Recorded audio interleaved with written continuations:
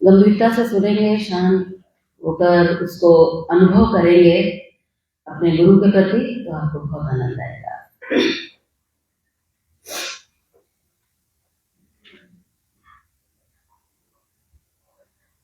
तेरे एहसान का बदला चुकाया जा नहीं सकता। तेरे एहसान का बदला चुकाया जा नहीं सकता। रहम ऐसा किया तूने भुलाया जा नहीं सकता। तेरे एहसान का बदला चुकाया जा नहीं सकता। अगर मुझको न तू मिलता, मेरा मुश्किल गुजारा था, जो पहुंचा इस बुलंदी पर, वो एक डूबा सितारा था। दिलों से तेरी उल्फत को मिटाया जा नहीं सकता। रहम ऐसा किया तूने भुलाया जा नहीं सकता। तेरे एहसान का बदला चुकाया जा नहीं सकता। मेरी हर सांस पर दाता बसा अधिकार तेरा है। मिला जो भी मिला तुझसे, मेरा क्या था क्या मेरा है। तुम्हें दुनिया की दौलत से रिझाया जा नहीं सकता। रहम ऐसा किया तूने भुलाया जा नहीं सकता।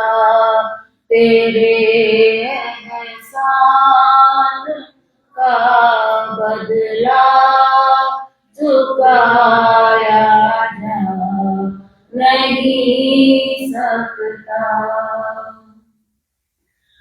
बड़ी ऊंची तेरी रहमत, बड़ी छोटी जुबान मेरी, तुम्हें दाता समझ पाऊं, वो हस्ती है कहाँ मेरी। तेरी रहमत को शब्दों में सुनाया जा नहीं सकता।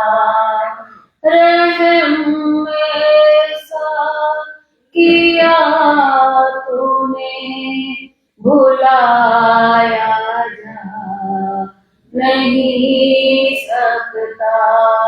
तेरे एहसान का बदला चुकाया जा नहीं सकता।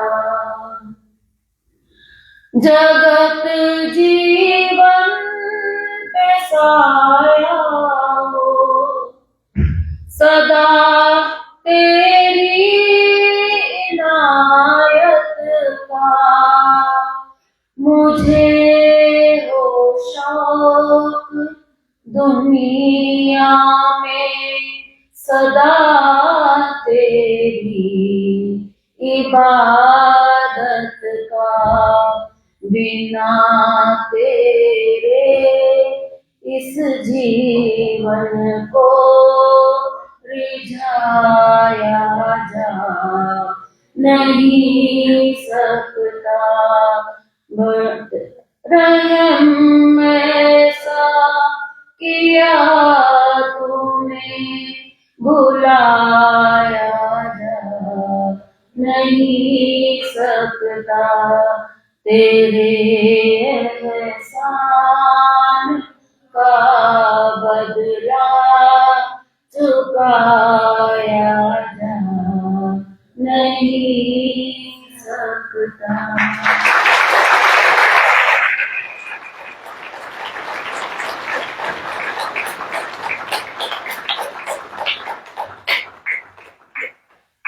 बंदा हूँ गुरुपद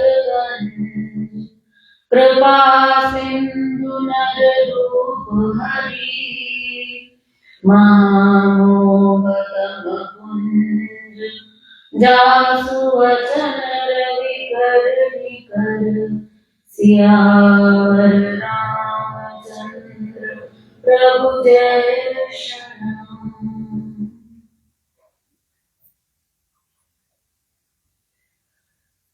सर्वप्रथम सद्गुरु परम पूज्य त्रिपाठी जी महाराज, परम पूज्य योगी जी महाराज एवं पूज्य श्री अखिलेश जी महाराज के चरणों में मेरा कोटि कोटि प्रणाम। परम पूज्य मालती माँ एवं सरिता माता जी के चरणों में मेरा कोटि कोटि प्रणाम। उपस्थित ट्रस्ट के सभी सदस्यों को एवं आप सभी को मेरा सादर नमस्कार।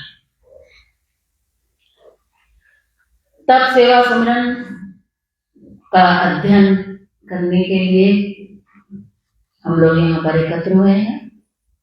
कैसे इस विषय को अपने जीवन में उतार सकें और अपने जीवन को सफल बना सकें। कहते हैं बड़े भाग्य से मनुष्य का जीवन मिलता है, और अगर वास्तव में आज मनुष्य की हालत देखी जाए तो ऐसी कोई भी विशेषता इस मनुष्य में दिखाई नहीं दे रही है। ऊपर से नीचे तक, अंदर से बाहर तक परेशान है। रोग शोक भय वियोग सभी दुखों से पूरी तरह से जकड़े हुए हैं। और शास्त्र कहते हैं कि बड़े भाग्य मानुष तन पावा। ईश्वर ने आपको एक सुंदर मौका दिया है कि एक बार, कहते हैं कि लोग ऐसा समझते हैं कि बड़े पुण्यों का जब फल होता है तब हमें मनुष्य का जीवन मिलता है, ऐसा लोगों का मानना है। लेकिन रामचरितमानस कहती है कि आप इस धोखे में मत रहिएगा कि आप बड़े भारी पुण्य करके आए हैं, इसलिए आप तो डिजर्व करते हैं, इसलिए आपको तो मनुष्य का शरीर मिलना ही था। कोई डिजर्व नहीं करते। 84 लाख योनियों में रहकर ऐसा कौन सा ही हमने कर्म कर लिया होगा कि हम डिजर्विंग हो गए। डिजर्विंग तो मनुष्य के जीवन में ही होंगे ना। इसलिए रामचरितमानस कहती है कि कबहू की कर करुणा नर दे। जब भगवान देखता है कि ये जीव बहुत भटक चुका तो उसे कभी कभी दया आ जाती है, करुणा आ जाती है, और वो कहते हैं कि चलो एक मौका तुम्हें देते हैं। बड़े भाग्य से मनुष्य तन मिला है, ये इसलिए भी कहा जाता है कि अब आपको मनुष्य का जीवन मिल गया, अब आप क्या करोगे? ऊपर वाले ने तो अपना काम कर दिया, अब आप क्या करोगे ये आपको देखना है। तो इसके लिए शास्त्र हैं, शास्त्रों में सिद्धांत हैं, उन सिद्धांतों को हमें ग्रहण करना है और उनका प्रयोग करना है और प्रयोग का परिणाम प्राप्त करके अपने जीवन को उन्नत बनाना है, सफल बनाना है। श्री रामचरितमानस की अगर हम बात करें तो मानस एक ऐसे जीवन की बात करता है जहां अखंड और अनंत रस हो। अब आप सोच लीजिए हम लोग के जीवन में कितना रस है, और अखंड की अगर हम बात करें तो वो तो बिल्कुल भी नहीं है। आता भी है अगर तो आ जाता है थोड़ी देर के लिए, तो बढ़िया खाने को मिल जाए, बढ़िया घूमने को मिल जाए, घर में कोई अच्छी बात हो जाए, बिजनेस में फायदा हो जाए, मकान बन जाए, बहुत कुछ ऐसा अगर होता है तो जीवन में बड़ा रस आ जाता है। लेकिन ये रस ज्यादा देर तक टिकता नहीं है। लेकिन मानस का ऐसा मानना है कि अगर हम मनुष्य हैं और अगर कहीं हमें मानस की बात समझ में आ गई है तो हमारा जीवन कैसा होना चाहिए? अखंड और अनंत रसपूर्ण जीवन। तो कैसे होगा? तो कहते हैं कि जो लोग इस संसार में फंसे हैं, हम विषयी हैं, संसार से हमने नाते रिश्ते जोड़ रखे हैं सब चीजों के, तो कहते हैं कि वहां पर आपको अनंत रस मिलेंगे। घर मिलेगा, मकान गाड़ी बंगला, पैसा, गहना, घर, परिवार, बहुत अनंत प्रकार के सुख मिलेंगे। एक छूट जाए तो दूसरा पकड़ लो, दूसरा छूटे तीसरा पकड़ लो, किसी तरह से पकड़ के रखो और कोशिश करते रहो कि हमें सुख मिल जाए। कितना मिल पाएगा वो तो पकड़ने वाले जानते हैं कि कितना मिल पाता है, लेकिन कहते हैं कि वहां पर अनंत सुख है, बटोर लो जितना बटोर सकते हो, लेकिन अखंड नहीं है, सब खंड होने वाले हैं, जरा देर टिकेंगे और उसके बाद भाग जाएंगे। बोले फिर क्या करोगे? अगर अखंड चाहिए तो क्या करोगे? तो कुछ लोगों ने कहा कि ऐसा करते हैं, संसार से चले जाते हैं, संन्यास ले लेते हैं, कुछ बड़ा काम करके दिखाएंगे। अगर आपने ऐसा भी कुछ कर लिया तो बोले फिर तुमको सुख तो मिलेगा, वो अखंड तो मिलेगा। अगर तुमने बड़ी तपस्या कर ली, बड़ी साधना कर ली, अगर संन्यास ले लिया, अंदर का सुख प्रकट कर लिया, तो बोले कि अखंड सुख तो मिल जाएगा, लेकिन फिर अनंत नहीं मिल पाएगा, बाहर नहीं मिल पाएगा। सब छोड़ छाड़ दिया अगर, तो वहां कहाँ मिलेगा? घर, परिवार, मकान, गाड़ी, बंगला, वो तो नहीं मिल सकता फिर। तो बोले फिर वहां पर अखंड तो मिल गया, अपना शांत आप किसी महात्मा को देखिए, सन्यासियों को देखिए, अखंड आनंद में अपना डूबे रहते हैं, लेकिन तन पर आधी धोती होती है, ना बढ़िया खाते हैं, ना बढ़िया घूमते हैं, ना कुछ कमाते हैं, ना कोई गहना है, ना परिवार है, नहीं है ना। रामचरितमानस कहती है कि इन दोनों से ऊपर बढ़कर एक ऐसा जीवन जहां पर ये दोनों अगर मिल जाए, अगर कल्पना करिए कि अगर हमारा जीवन ऐसा हो जाए कि जहां अनंत भी हो और अखंड भी हो, तो उस जीवन की आप कल्पना करिए। तो उस जीवन की कल्पना रामचरितमानस में की गई, जिसको कहा गया राम राज्य, जहां पर बाहर भी सब कुछ और अंदर भी सब कुछ। योगी जी महाराज ने इस रामचरितमानस को पूरा मत के वास्तव में हमें एक ऐसी ही जीवन शैली दी है जहां पर बाहर भी सब कुछ है, बढ़िया खाओ, डायबिटीज ना हो, बढ़िया तली हुई पूरी खा लो, कोलेस्ट्रॉल ना बढ़े, बढ़िया मकान बनाओ, लेकिन मकान से आसक्ति ना हो, सब कुछ हो आपके पास। रामचरितमानस ये नहीं कहती है कि सब छोड़ दो, असत नहीं यह प्रभु है, दुनिया छोड़ना क्यों है और पकड़ना क्यों है?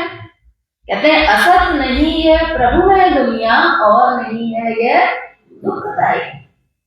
दिल दिमाग को सही दिशा दे तो बन सकती है। तो इसको सुखी बनाने के लिए रामचरितमानस कहती है कि राम राज्य की एक ऐसी कल्पना है जहां पर खूब बढ़िया 56 भोग के खाने को, खूब बढ़िया गहने थे ऊपर से नीचे पहनने को। गोस्वामी तुलसीदास जी कहते हैं नाकेश दुर्लभ भोग लोग करें। ऐसा नहीं है कि वहां भोग नहीं थे, नाकेश दुर्लभ, इंद्र भी ललचा जाते थे कि अरे अयोध्या में इतना कुछ है, हमें तो इतना कुछ नहीं है। नाकेश दुर्लभ भोग लोग करें, लेकिन खास बात क्या थी? आसक्त नहीं थे इसमें। अगर आपके पास सब कुछ हो और अगर आप उससे ऐसे ही दूर हो जैसे कमल कीचड़ में रहता है, उससे अलग रह पाता है, अपना जीवन भी सुंदर बनाता है और जो उसके करीब आता है उसको भी सुख देता है, अगर ऐसा हो सके तो तो कहते हैं ये है वास्तविक जीवन जो राम राज्य में दिया गया। और उसके लिए शास्त्र है, कथाएं हैं, कथाओं के अंदर सिद्धांत हैं और सिद्धांत के अंदर प्रयोग है। मुझे नहीं लगता कि हम में से यहाँ पर कोई इतना बड़ा विद्वान बैठा है जिसकी इतनी क्षमता है कि वो रामचरितमानस से सब कुछ निकाल ले। है क्या किसी में? हो कोई तो मैं कह नहीं सकती, लगता नहीं है मुझे। इन गुरुओं की ये असीम कृपा है कि ऐसा जीवन की परिकल्पना यहाँ पर बच्चे भी सीख जाते हैं। इस बात का मैं स्वयं प्रमाण, बचपन में मैंने साधना को सीख लिया। तो इतनी बड़ी उपलब्धि इतनी सरलता से प्राप्त कराने का मार्ग अगर कोई है तो वो है ये तप, सेवा और सिमरन की साधना।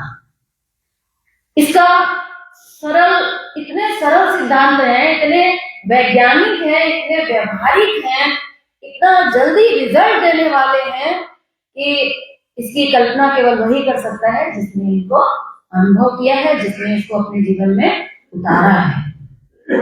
अगर हम आज इस आनंद की बात करें, ऐसा आनंद जो अखंड हो, कभी जाने वाला ना हो, आज भी हो और कल भी रहे, कभी जाने वाला ना हो, उस आनंद को अगर आपको प्रकट करना है तो आइए आज इस विषय पर थोड़ी चर्चा कर लेते हैं। आनंद कभी भी बाहर की चीज नहीं है। सुख हो सकता है बाहर का, सुख और आनंद में थोड़ा फर्क है। बोलचाल की भाषा में हम समझ लेते हैं कि सुख और आनंद एक ही जैसा है, लेकिन थोड़ा अंतर है। सुख जो है वो बाहरी वस्तु, व्यक्ति, परिस्थिति, इन सारी चीजों के अधीन होता है। अगर पैसा होगा, दुकान खुली होगी तो रसगुल्ला मिलेगा, लेकिन अगर रात को 2 बजे रसगुल्ला चाहिए तो नहीं मिलेगा, और जेब में पैसा नहीं है तो नहीं मिलेगा। और अगर मिल भी गया, दुकान खुल भी गई, मिल भी गया, खा भी लिया, तो कितनी देर सुतेगा?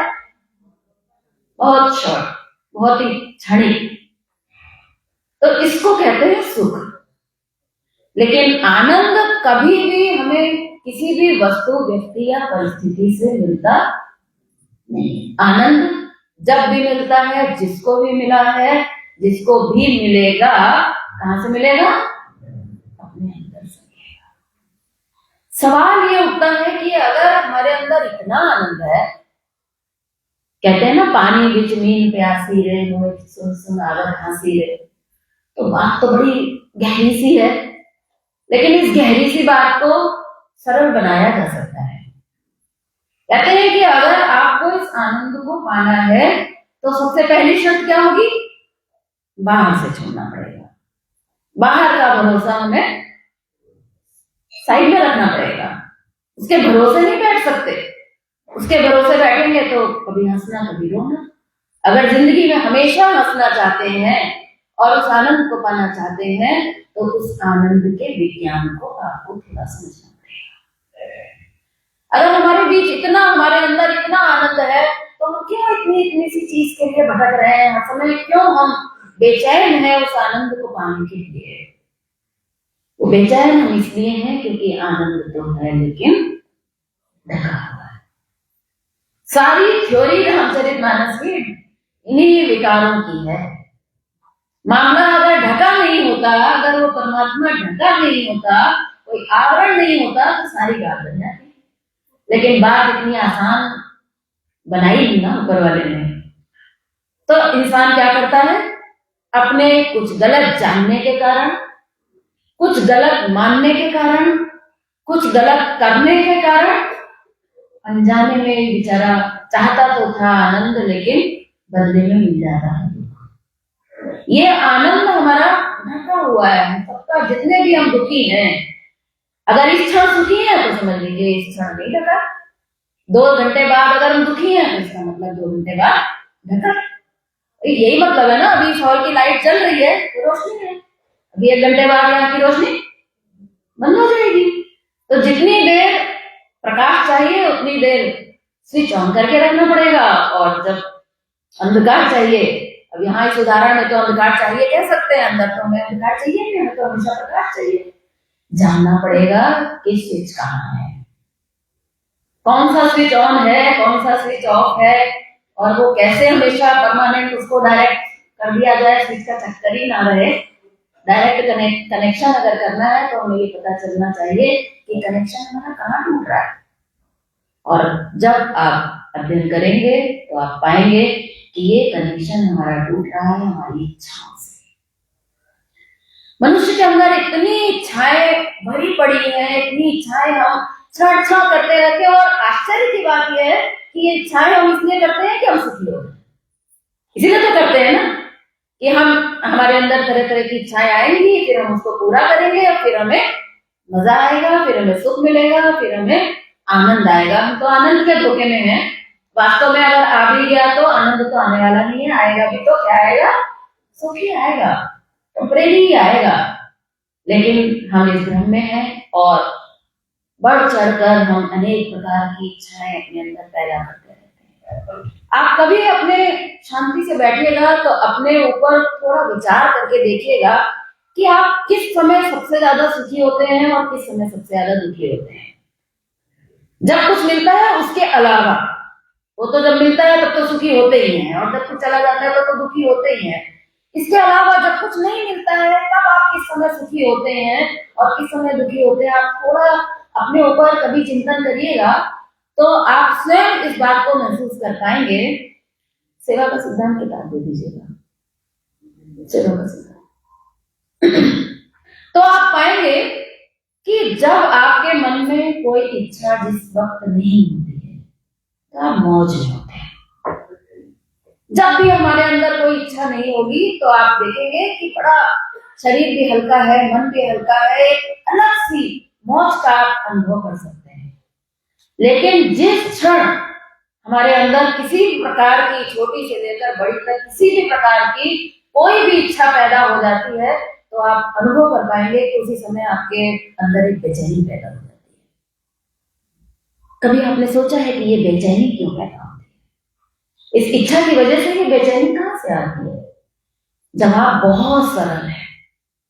ये जीवन का बड़ा गूढ़ विषय है जिसको इतने सरल ढंग से इनकी कृपा से हम लोगों को यहाँ सुनने को मिल रही है। कम से कम सुनेंगे तो ही प्रयोग कर पाएंगे। ये जीवन के आनंद का इससे सरल विज्ञान तो कहीं संभव है ही नहीं कि आपको सुनने को मिल जाए। बहुत गूढ़ गूढ़ व्याख्या सुनने को मिलेंगी, बहुत कठिन कठिन लेक्चर भी सुनने को मिलेंगे, लेकिन उससे हमारा जीवन परिवर्तन नहीं होगा। इसलिए सरल शब्द, सरल व्याख्या और सरल सिद्धांत और सरल प्रयोग तरीका तो यही बढ़िया रहेगा। तो क्या है, क्यों हम आनंद में नहीं रहते जब इच्छाएं आ जाती हैं? मैंने अभी आपको बताया कि हमारा जो आनंद है वो इच्छाओं से। एक छोटा सा एग्जांपल ही ले लेते हैं। घर का एक छोटा बच्चा है, खूब घर में मस्त है, खूब हंस रहा है, बोल रहा है, खेल रहा है, खूब खुश है, आनंदित है। अगर हम ये कह दें तो मान सकते हैं कि आनंदित है बच्चा। बच्चा घर से बाहर गया, आधे घंटे बाद लौट कर आया, तो लौट कर जब आया तब वो रो रहा, हंसता हुआ गया था और रोता हुआ आया। हमने उससे पूछा, बेटा क्यों रो रहे हो? तो उसने कहा कि मुझे खिलौना चाहिए। इच्छा आ गई किस चीज की? खिलौने की आ गई। जब तक इसको खिलौना मिलेगा नहीं तब तक ये रोता रहेगा। सच पूछे तो ये खिलौने के लिए बिल्कुल नहीं रो रहा है, खिलौने तो उसके पूरा कमरा भरा हुआ है, लेकिन उसको अभी एक और खिलौना चाहिए, कोई पड़ोसी के बच्चे जैसा खिलौना चाहिए, कोई एक पर्टिकुलर इच्छा, एक पर्टिकुलर खिलौने की इच्छा उसके अंदर आ गई है तो वो इसलिए रो रहा है, खिलौने के लिए नहीं रो रहा है। इसलिए रो रहा है, इच्छा आ गई है खिलौने की, वो इच्छा अंदर जाकर जम गई है। अब वो जब इसके ऊपर जब ढक्कन लग गया, आनंद के ऊपर अगर खिलौने का ढक्कन लग गया तो आनंद के ऊपर अगर कैप लग जाएगी तो क्या आएगा? आनंद आएगा? फिर नहीं आएगा ना। तो जब आनंद नहीं आएगा तो बदले में क्या आएगा? रोना ही आएगा, बेचैनी आएगी, टेंशन आएगा, चिंता आएगी, टेंशन आएगी, ये सारी चीजें आएंगी। तो माँ बाप समझ रहे हैं कि बच्चा इसलिए रो रहा है क्योंकि इसके पास खिलौना नहीं है। काश कि हम सभी माता पिता को ये बात समझ में आ जाए और जब हमारा बच्चा रोए तो हम उसको बचपन से ही ये साइंस समझा दें कि बेटा तुम खिलौने के लिए नहीं रो रहे हो। सोचिए, इससे बड़ा कोई उपदेश नहीं हो सकता जीवन का कि हम अपने बच्चों को ये कह सके कि बेटा ये जो तुम ये मांग रहे हो, वो मांग रहे हो, कोई बात नहीं, वो भी दिला दिया जाएगा, मना नहीं है, लेकिन इस बात की सच्चाई को समझ लो कि तुम बेटा इसलिए रो रहे हो क्योंकि अंदर तुम्हारे आनंद है, वो तुम्हारे इस खिलौने की इच्छा से ढक गया है, तुम इसलिए रो रहे हो। खिलौने तो तुम्हारे पास बहुत सारे, आपने उस बच्चे को खिलौना दिलाया, जैसे ही खिलौना दिलाया बच्चा नाचने लगा, कूदने लगा, हंसने लगा, एकदम खिलौना लेके घर से बाहर भागा, आनंद आ गया। क्या खिलौने में आनंद है? आपको खिलौना दिया जाए तो आप भी नाचेंगे? नहीं ना। यानी कि खिलौने में ऐसा कुछ भी नहीं है। उससे बड़े बड़े खिलौने थे, ये तो बहुत छोटा है उसके आगे, लेकिन ये बच्चा आनंद में आ गया। जानते हैं क्यों? क्योंकि अब उसके अंदर खिलौने की इच्छा नहीं है, वो तो पूरी हो गई ना। जैसे ही ये इच्छा हटी, अंदर का आनंद उसको आ गया। बच्चा ये समझ रहा है कि ये खिलौने का आनंद है, माता पिता भी यही सोच रहे हैं कि खिलौना मिल गया, बच्चा इसलिए खुश है, माता पिता भी अंधकार में है और बच्चा भी। सिंपल सी बात थी कि अगर ये इच्छा नहीं आती तो आनंद बना रहेगा। यही चाहते हैं ना हम सब। इच्छा के बारे में तो हमें नहीं कुछ पता, हमें तो ये पता है कि हम हमेशा आनंद में रहना चाहते हैं, इतना हमें पता है। अगर इतनी सी ये साइंस आपको, इतनी सी बात अगर आपको समझ में आ गई हो, तो अब आप ये समझ सकते हैं कि अगर मनुष्य के जीवन में इच्छाएं थोड़ी भी अगर कम हो जाए, 10 की अगर 8 भी हो जाए, धीरे धीरे धीरे धीरे अगर हम उस ओर अगर गति करने लग जाए कि हमारे जीवन से थोड़ी इच्छाएं कम हो जाए, तो आप देखेंगे कि उसी अनुपात में आपका आनंद बढ़ने लग जाएगा। सिंपल। अब आप कहेंगे यही तो सारी समस्या है, ये आपने कौन सी नई बात बताई, ये तो हमें बचपन से पता है कि इच्छाएं अच्छी चीज नहीं है। पता है कि नहीं? सबको पता है ना। लेकिन क्या इच्छाएं करना न करना ये सब हमारे हाथ में है? हमारे हाथ में नहीं है। जहां किसी की अच्छी साड़ी देखो लगता है हमारे पास नहीं है, किसी का अच्छा मोबाइल देखो तो लगता है हमारा तो बहुत पुराना हो गया, किसी का मकान देखो तो हमें लगता है हमारा तो एक ही मंजिला है, ऐसे तो 4 मंजिल हो गए।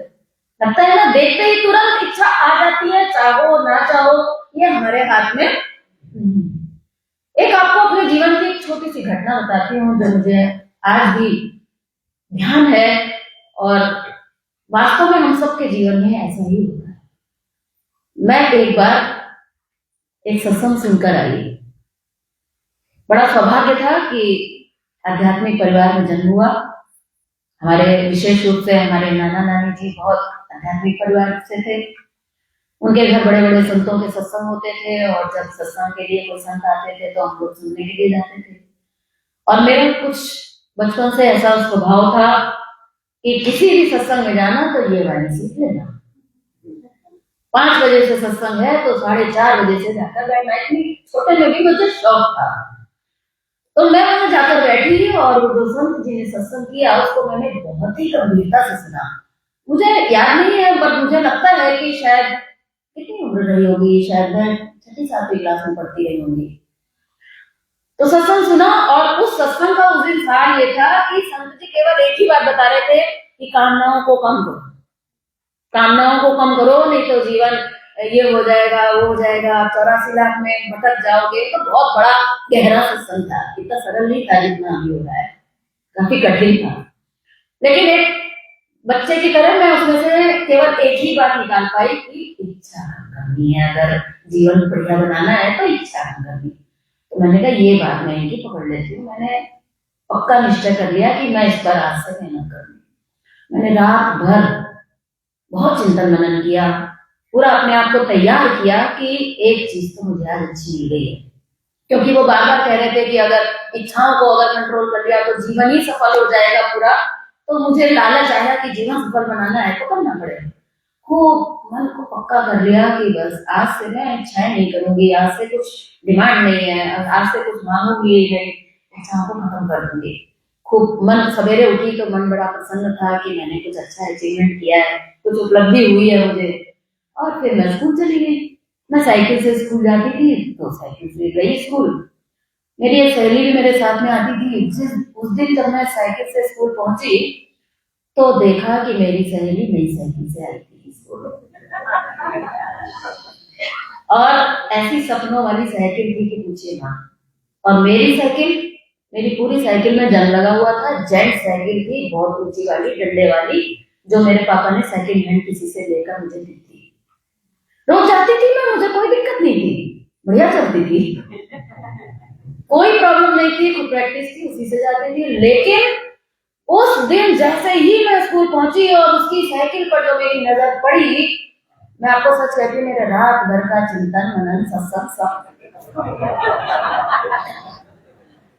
मुझे आज भी वो घटना एकदम आंखों के सामने याद है। उसकी साइकिल की शक्ल तक मुझे याद है कि उस दिन मेरा मन इतना उदास हो गया, इतना मैं परेशान हो गई, मुझे क्लास में मन नहीं लगा, मेरा खाना खाने में मन नहीं लगा, और मुझे लगा कि आज तो मैं घर जाकर बोलूंगी कि ये डंडे वाली साइकिल मुझे नहीं चाहिए, मुझे इसमें ये होता है, वो होता है, ये दिक्कत है, वो दिक्कत है, सारी दिक्कतें मुझे लगने लग गई और मेरा पूरा दिन मूड ऑफ रहा।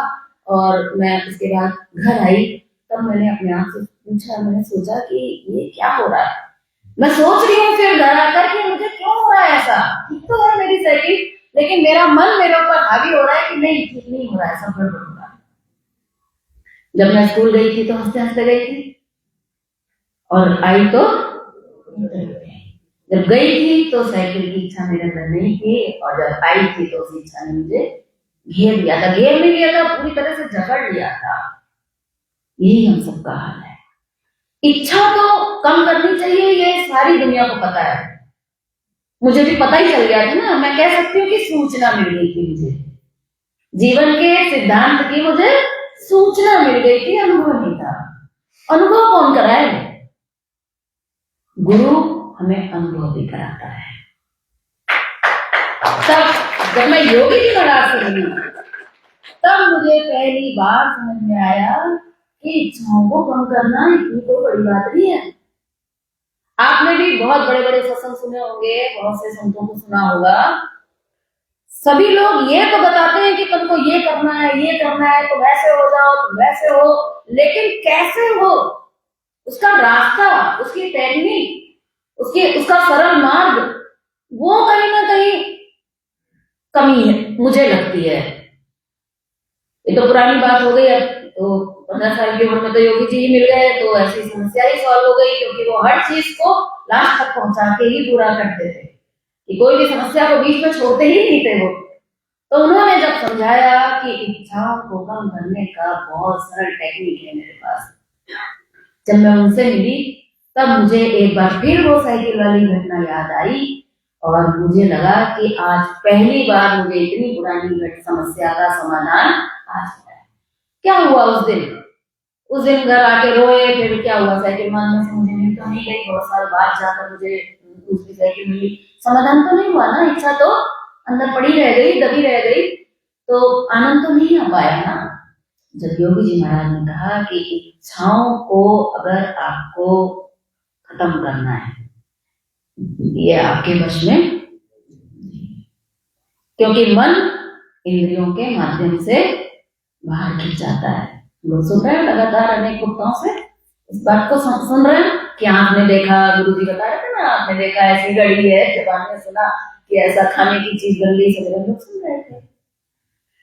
तो अगर हमारी ये समझ में आ जाए कि इच्छाओं को खत्म करना इतना आसान है, योगी जी महाराज ने कहा कि ये, इसके लिए आपको इच्छाएं पूरी करने का मार्ग नहीं है।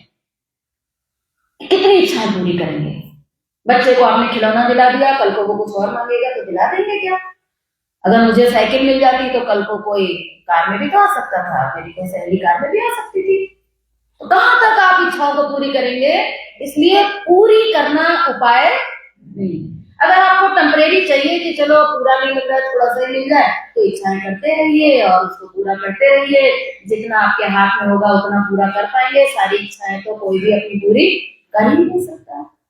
और अगर आपने ये सोचा कि इच्छाओं को मार दें, खत्म कर दें, इसको कुचल दें, तो बोले फिर तो ये इतनी अंदर तक आपके घुस जाएंगी कि इसके लिए आपको बहुत गहरी ध्यान की साधना करनी पड़ेगी, बड़ा मुश्किल हो जाएगा अगर ये इच्छाएं आपके अंदर घुस गई। ऐसे ऐसे लोग मैंने देखे हैं जिनके अंदर बहुत पुरानी पुरानी चीजें ऐसी भरी हुई है कि अरे मेरे को तो यही नहीं मिल पाया, मैं तो ये चाहता था, वो तो पूरी जिंदगी बीत गई। आप गुरु जी बोल रहे थे ना कि पूरी जिंदगी बीत गई, मैं तो एक मकान तक नहीं बना पाया। यानी कि जवानी में वो मकान बनाना चाहता था, अब तो वो 80-90 साल का हो गया है, लेकिन आज भी उसके अंदर वो इच्छा दबी पड़ी है कि मैं मकान नहीं बना पाया। तो योगी जी ने कहा कि ना तो इच्छाओं की पूर्ति का मार्ग सही है और ना इच्छाओं के दमन का मार्ग सही है। बोले इसका एक बहुत सरल मार्ग है जिसको हम कहते हैं इच्छाओं की निवृत्ति का मार्ग। निवृत्ति शब्द कठिन तो नहीं है ना, इतना सब समझते हैं। एक होता है प्रवृत्ति और एक होता है निवृत्ति। प्रवृत्ति में हम कह सकते हैं कि इच्छाओं को पूरा कर लो, इच्छा आई तो पूरी कर लो, और दमन का मतलब है दबा दो, और निवृत्ति का मतलब ये है कि आपके अंदर इच्छाएं उतनी ही कम हो जाए, उठे ही ना। आप दूसरे की साइकिल देखें तो आप ये कह सके अरे तुम्हारी साइकिल तो बहुत बढ़िया। आपके अंदर ये ना हो कि हाय मुझे भी मिल जाए। अगर ऐसा हमारे ऊपर अपना कंट्रोल हो सके तो इसको हम कहते हैं इच्छाओं की निवृत्ति। और इच्छाओं की निवृत्ति का एकदम सिंपल साइंटिफिक फॉर्मूला है, और वो फॉर्मूला है देना। देना जिंदगी में कभी भी बिना दिए बटोर कर कभी भी कोई भी इंसान अपनी इच्छाओं को की निवृत्ति नहीं कर सकता। कैसे? क्या देने से इच्छा कम होती है क्या वास्तव में? कितने सरल एग्जाम्पल मेरे पास, सैकड़ों एग्जाम्पल मैं दे सकती हूँ कि देने से वास्तव में हमारी इच्छाएं कम होती है। सिंपल सी बात है, सुन के ही पता लगता है। लेने से आसक्ति पैदा होती है, राग पैदा होता है, और देने से वैराग पैदा होता है। इसमें कोई बहुत लंबी चौड़ी वो नहीं है, साइंस नहीं है। केवल बात समझने की है कि जब हम लेते हैं कोई चीज तो हमारे अंदर राग बढ़ता है, और जब हम कोई चीज देते हैं तो हमारे अंदर वैराग। एक होती है लेने की इच्छा और एक होती है देने की इच्छा। आपको इच्छा ही करने का तो शौक था ना, इच्छा ही करके जाल में तो हम फंसे थे ना। आप अपनी इच्छा को सही दिशा दे दीजिए। केवल सही दिशा ही तो देनी है ना। तो सही दिशा आपको क्या देनी है? इच्छा करिए, करने के लिए मना नहीं है। कौन सी इच्छा करिए? देने की इच्छा करिए। जिस दिन आप देने की इच्छा करने लग जाएंगे, देने का भाव आपके अंदर डेवलप होने लग जाएगा। प्रयोग करके देख लीजिएगा, आपके अंदर से इच्छाओं की निवृत्ति आने लग जाएगी। एक सरल सा उदाहरण हमेशा देती हूँ, बड़ा सरल एग्जाम्पल है जो हमें इतने गूढ़ सिद्धांत को इतनी सरलता से स्पष्ट रूप से बता देता है।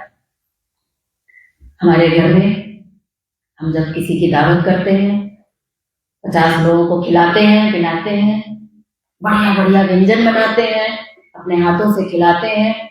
जिस दिन हम किसी को खिलाते हैं उस दिन हमारा बिना खिलाए पेट भर जाता है कि नहीं? क्यों? खाना अच्छा नहीं बनाया आपने, आपको नहीं खाना है क्या? बहुत बढ़िया। जिस दिन हम दावत करते हैं उस दिन हम उसमें अपनी पूरी काबिलियत डालने की कोशिश करते हैं कि आज हमने अपने मेहमानों को बुलाया है, बढ़िया से बढ़िया बनाते हैं और अपनी पसंद की चीज बनाते हैं, जो हमें भी लगता है कि हम बहुत बढ़िया, हमें बहुत पसंद है या हम बहुत बढ़िया बना सकते हैं, वही बनाते हैं ना दावत के लिए। और उसके बावजूद भी खाने की इच्छा नहीं रह जाती है। जब किसी और के घर जाते हैं तब इंतजार करते हैं कि कब खाना सामने आएगा। देर हो गई, खाना नहीं लगा अभी तक, खाने का इंतजार कर रहे हैं, खाने के लिए ललायत हो रहे हैं, ऐसा मुंह में पानी आ रहा है कि खाया जाए खाया जाए। लेकिन जब हम खुद बना रहे हैं, खुद खिला रहे हैं, तो हमारे अंदर खाने की इच्छा नहीं पैदा हो रही। क्यों? क्योंकि आज आपने इतने लोगों को खिलाया है, दिया है। देने से हमारे अंदर की इच्छाओं की निवृत्ति हो जाती है। तो ऐसा नहीं है कि आप जब दावत करेंगे तो आप खाएंगे नहीं, भूखे सो जाएंगे, खाएंगे आप। लेकिन जब देने के बाद जब आप ग्रहण करेंगे तो आप देखेंगे कि आपके अंदर उसका प्रभाव खत्म हो जाएगा। यानी कि इच्छा की निवृत्ति हो गई तो अंदर जो एक ढक्कन बन रहा था वो ढक्कन अब नहीं बनेगा। इतनी सिंपल सी बात है कि इसीलिए योगी जी महाराज ने कहा कि वितरण परायण सीमित, भोग भोगने के लिए मना नहीं है। अखंड और अनंत रस अगर आपको प्राप्त करने हैं तो कोई भोग भोगने के लिए मनाही नहीं है, लेकिन कैसे भोग भोगना है? खिलाकर, देकर, देने से ही हमारी इच्छाओं में कमी आ सकती है। इसीलिए हमारी प्रार्थना में कहा गया है, ईश हमें देते हैं सब कुछ, हम भी तो कुछ नहीं कर सकते। और इस देने की बात को सेवा कहा गया। अब सेवा का देने से क्या रिलेशन है? सेवा के ऊपर समझ लेते हैं कि ये सेवा क्या है। क्या इन दोनों का आपस में कोई रिलेशन है? क्या ये सेवा हमें किसी रास्ते पर ले जा सकती है? क्या ये सेवा हमें आनंद प्रदान कर सकती है? सेवा के शब्द पर अगर आप विचार करेंगे तो इस सभा में ऐसा कोई व्यक्ति नहीं बैठा है जो सेवा का मतलब नहीं जानता। लेकिन सेवा के विज्ञान को, सेवा की टेक्निक को हमने उतने बारीकी से शायद कभी जानने की कोशिश ना की हो। प्राय हम लोग जब किसी की मदद करते हैं तो हम उसी को भी सेवा कर देते हैं। कह देते हैं ना कि किसी को हमने मदद करी, किसी को 10 रुपए दिए, 100 रुपए दिए, किसी को खाना खिला दिया, बेचारे किसी नंगे भूखे को कोई कपड़ा गहना दे दिया, कपड़ा खाना दे दिया, तो हमको लगता है कि हमने आज कोई सेवा की है। लेकिन वास्तव में सेवा के अंदर ये बात नहीं है। सेवा के अंदर केवल दो ही बातें हैं। सेवा एक सिक्का है जिसके दो पहलू हैं। पहला, सेवा के अंदर आपको थोड़ा कष्ट उठाना पड़ेगा। बिना कष्ट उठाए कोई भी सेवा आप नहीं कर सकते। अगर किसी भिखारी को भी आपने 10 रुपए दिए तो जेब से निकले ना 10, थोड़ा तो त्याग है इसमें, थोड़ा कष्ट उठाया हमने।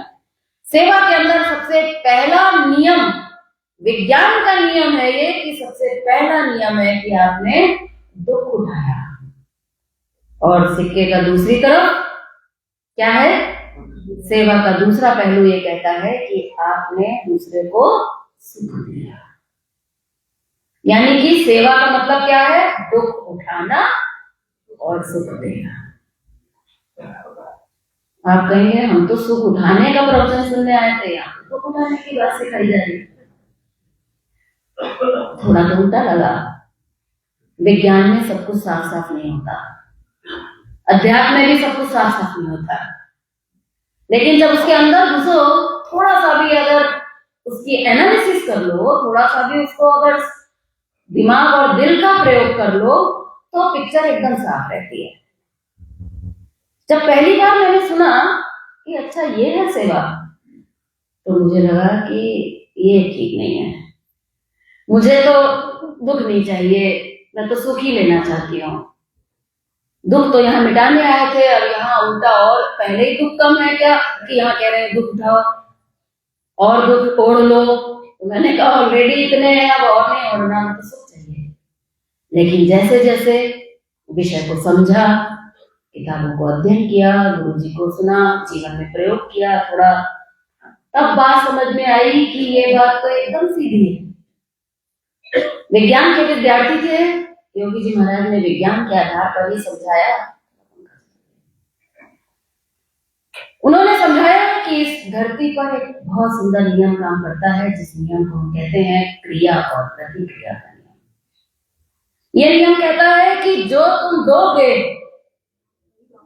वो तुम्हें मिलेगा, और जो तुम फेंकोगे वो वापस आएगा। बस ये बात सुनते ही तो सारा समाधान हो गया। सारा समाधान हो गया कि अगर तुम दुख थोड़ा उठाओगे तो क्या होगा? भाग जाएगा दुख। ये दुख भगाने की यही सही टेक्निक है। आज सारी दुनिया दुखी इसलिए है क्योंकि सभी लोग दुख को भगाने के लिए लगे, दुख उठाने के लिए कोई भी तैयार नहीं। सब रात और दिन केवल एक कोशिश कर रहे हैं कि कैसे ये दुख भागे। जिस वस्तु से दुख मिलता है उसको धक्का दो, जिस व्यक्ति से दुख मिलता है उसको अपने जीवन से दूर करो, जिस परिस्थिति से आपको दुख मिलता है उस परिस्थिति को अपने जीवन से दूर करो। जितना हम इस दुख को धक्का देंगे, विज्ञान अध्यात्म तो भी बात की बात है। विज्ञान तो अध्यात्म तो हो सकता है हिंदू को समझ में आ जाए, मुस्लिम को ना। ये हो सकता है ना, लेकिन क्रिया प्रतिक्रिया का नियम तो मुसलमान को भी समझ में आएगा ना। इसलिए योगी जी महाराज ने कहा विज्ञान ही प्रमुख है। धार्मिक सिद्धांतों पर छिपे हुए वैज्ञानिक नियम उन्होंने निकाले और समाज को दिए, तो रिजल्ट आ गया। इतना जल्दी इन सिद्धांतों का रिजल्ट आता है आपके जीवन में कि आप लोग तो यहाँ पर सभी साधक ही बैठे हैं, तो मैक्सिमम सभी साधक इसका अनुभव ऑलरेडी कर ही रहे। दुख भगाने का दुनिया में एक ही तरीका है कि थोड़ा सा दुख अपनाना सीखो। दुख अपनाने को कहते हैं का। थोड़ा दुख उठाओ, सुबह सुबह उठ के बिस्तर पे ही चाय पीते हो, थोड़ा उठ जाओ, नहा धो लो, थोड़ा घूम टहल लो, कुछ कर लो, फिर ले लेना कुछ। थोड़ा कष्ट उठाना पड़ेगा ना, बिस्तर पर याद करिए पुराने दिन, तो लगता है क्या दिन थे वो, बढ़िया आराम से बढ़िया बैठी पीते थे, बढ़िया गरम गरम पराठे खाते थे। वो जो आप सुख ढूंढ रहे थे उसमें सुख मिला नहीं, बदले में रोग आया। इसलिए थोड़ा सा जब तक इंसान कष्ट उठाने के लिए तैयार नहीं होगा, वो सोचे कि बैठे बैठे भजन कीर्तन कर ले, सत्संग कर ले, 4 धाम की यात्रा कर ले, गंगा स्नान कर ले, क्या कर ले, कौन से गुरु को हम चुन ले, कौन से संत को हम दीक्षा ले ले, किसी तरह से बस हमारा दुख दूर हो जाए, नहीं है, संभव नहीं है। दुख केवल तभी भागेगा जब हम अपने जीवन में थोड़ा दुख उठाने के लिए तैयार हैं। और दूसरा पहलू, ऐसे समझ में ना आए तो वैसे समझ लीजिए, दोनों एक दूसरे के पूरक हैं। या तो दुख उठाना सीख लीजिए और या सुख फेंकना शुरू कर लीजिए, बात एक ही है, दोनों में अंतर नहीं है। सुख फेंकने के लिए भी तो थोड़ा फेंकने के लिए कष्ट उठाना ही पड़ेगा ना। तो ऐसे अगर सुनने में बढ़िया ना लग रहा तो वैसे सुन लो। जब तक हम अपने जीवन में सुख फेंकना नहीं सीखेंगे, आज तक हमने सुख बटोरना ही सीखा है और यही हमें सिखाया गया है। जब से पैदा हुए हमारे माता पिता ने, स्कूल के टीचर ने, जो भी हमें मिला उसने कहा बेटा ये सुख का मौका है, लूट लो। कभी हमसे किसी ने ये नहीं कहा कि बेटा तुम्हें ये सुख मिला है तो थोड़ा बांट भी दो। और अगर बांटने की बात आज समाज में अगर बताई भी गई तो उसका दिशा सही नहीं थी, फॉर्मूला सही नहीं था। अगर H2O पानी का फॉर्मूला है तो केवल हाइड्रोजन और ऑक्सीजन से ही पानी नहीं बनता, उसके साथ में और भी बहुत कुछ चाहिए। कितना हाइड्रोजन है, कितना ऑक्सीजन है, क्या टेम्परेचर रहेगा, क्या प्रेशर रहेगा, कौन सी लैब में बनेगा, बहुत कुछ है ना। इसलिए जब तक हमारे पास वो टेक्निक नहीं होगी तब तक हम उससे पूरा लाभ नहीं उठा सकते। तो वो टेक्निक है कि अपने जीवन में हम थोड़ा दुख उठाएं और थोड़ा सुख बांटने की अगर हम सोचने लग जाएं, तो जैसे जैसे हम सुख फेंकने लग जाएंगे, विज्ञान के नियमानुसार थोड़ा थोड़ा सुख अपने आप आने लग जाएगा। यहाँ तक बात समझ में आई है? इसलिए एक बात तो आज अच्छे से गांठ बांध दीजिएगा कि आज से हमें सुख चाहने की कोशिश नहीं करनी, नहीं चाहिए। हमें फेंकेंगे तो अपने आप आ जाएगा, हमें चाहिए थोड़ी ना। फेंकेंगे तो अपने आप आएगा ही, आना ही पड़ेगा उसको, वो रुक ही नहीं सकता, रह ही नहीं सकता, क्योंकि ये तो शाश्वत नियम है। इसलिए आज से हमारे गुरु जी तो कहते थे कि भगवान के आगे भी जाके मांगने की कोई जरूरत नहीं। भगवान के नियम को समझो ना, भगवान ने आपको नियम दे दिया, नियम का पालन करो, सुखी हो। गिड़गिड़ाने से क्या होगा? माता पिता के आगे गिड़गिड़ाते हैं क्या हम? बिना गिड़गिड़ाए मिल जाता है कि नहीं? हमें पता है ये नियम, हमें पता है कि हमारे पिताजी हैं तो हमें देंगे। इसलिए जीवन में पहला नियम है, इंसान के जीवन का केवल एक उद्देश्य है। हमारे गुरु जी कहते थे इंसान पैदा ही हुआ है केवल केवल केवल और केवल देने के लिए। लेने के लिए तो भिखारी है, देने के लिए राजा। तो हमारे गुरु जी कहते थे अब आपकी चॉइस है, भिखारी बनना चाहते हो या राजा बनना चाहते हो। बटोर बटोर कर तो आप अंबानी वाले राजा तो बन सकते हो, लेकिन जीवन के अपने जीवन के आप खुद राजा नहीं बन सकते। इसलिए देना मनुष्य के जीवन का सबसे पहला कर्तव्य है। अब बहुत से लोग कर्तव्य का पालन नहीं करते, बहुत से लोग नहीं करते। अपने जीवन में रह रहे हैं, जिस भी गृहस्थ आश्रम में है या बच्चे हैं, हम अपने सभी कर्तव्यों का पालन नहीं करते ना। जब कर्तव्य का पालन हम नहीं करते हैं तो फिर क्या होता है? मजबूरी बन जाता है। नहीं करोगे, कर्तव्य समझ के नहीं करोगे तो जबरदस्ती कराया जाएगा। बच्चा कहता है मैं सवेरे नहाऊंगा नहीं, तो नहाना पड़ता है मजबूरी में। अगर अपना कर्तव्य समझ के कर ले तो बात बन जाए। तो अगर आप ये सोच रहे हैं कि देना हमारा कर्तव्य है, लेकिन मैं तो ये कर्तव्य से दूर रहना चाहता हूँ, तो मैं आपको बताना चाहूंगी कि ये कर्तव्य आपकी मजबूरी है। अगर आपको चाहिए तो देना तो पड़ेगा। पड़ेगा शब्द है, कोई चॉइस नहीं है आपकी कि आप सोचे मैं तो नहीं दूंगा। नहीं दोगे तो फिर भिखारी रहोगे, चॉइस नहीं है। डॉक्टर साहब बहुत बढ़िया बात कहते हैं कि अगर आपको एक सांस भी अगर लेनी है ना इस नेचर से, तो पहले एक सांस छोड़नी पड़ेगी। बिना छोड़े आप एक सांस नहीं ले सकते। एक अगली सांस भी आपको तब मिलती है जब पहली वाली आप दे देते हो। भले खराब देते हो कार्बन डाइऑक्साइड, बदले में क्या देता है? ऑक्सीजन देता है, बढ़ा के देता है, बोनस मिला के इंटरेस्ट के साथ देता है। इसलिए कभी ये मत सोचना कि हम दे देंगे तो नुकसान हो जाएगा। खराब भी दोगे, थोड़ा भी दोगे, कैसे भी दोगे, तो बदले में वो रिफाइन होकर बढ़कर आपके फायदेमंद बनकर ही आपको मिलेगा। इसलिए जीवन में देने से कभी डरना मत। देना मनुष्य की मजबूरी है, देना मनुष्य का कर्तव्य है। और मनुष्य बने हैं इसलिए ना देने का कोई कारण नहीं है। हाँ, ये जरूर है कि कुछ लोग कहते हैं कि बात तो आपकी अच्छी लगी, हम भी चाहते हैं ऐसा करना, लेकिन क्या करें, अभी स्थिति नहीं है ऐसी, अभी हम उस स्थिति में नहीं है, थोड़ा जिम्मेदारियां हैं, थोड़ा पूरी हो जाए फिर जरूर करेंगे। देना तो है। हमारे गुरु जी कहते थे कि जिस समय आपके जीवन में ऐसी परिस्थिति है जब आपको लगता है कि मैं तो दे ही नहीं सकता, बोले वो बेस्ट टाइम है कि जब आप देना सीखें। हमारे गुरु जी ने कितने भिखारियों को देना सिखाया और साहूकार बना दिया।